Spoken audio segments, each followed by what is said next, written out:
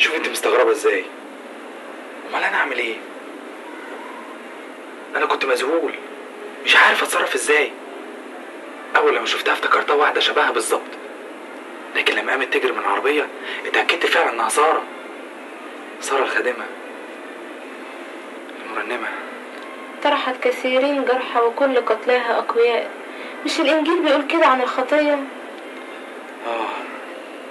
ربنا يرحمها. ربنا يرحمنا كلنا ويثبتنا في اسمه للنهايه.